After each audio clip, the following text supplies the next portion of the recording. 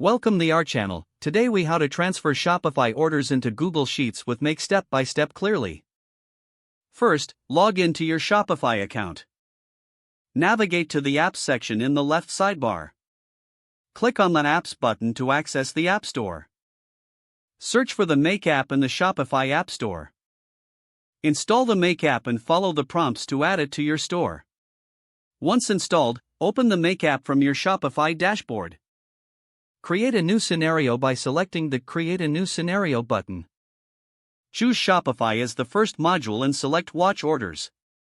Connect your Shopify account by entering your API credentials.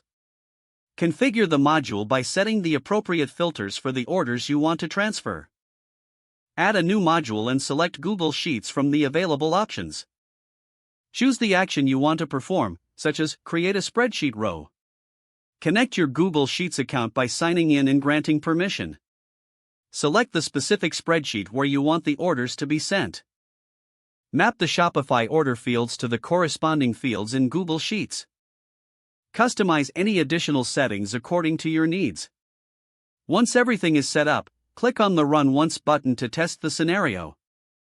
Check your Google Sheets to ensure the data has been transferred successfully. If the test is successful, schedule the scenario to run automatically based on your preferred frequency. Monitor the scenario for any errors and adjust the settings as needed. Now your Shopify orders will seamlessly flow into Google Sheets. If the page does not load, refresh the browser or try again in a private or incognito window. Make sure you are using the correct email address, then retype it carefully to avoid small typos. If your password is not accepted, use the Reset option and create a new strong password you can remember.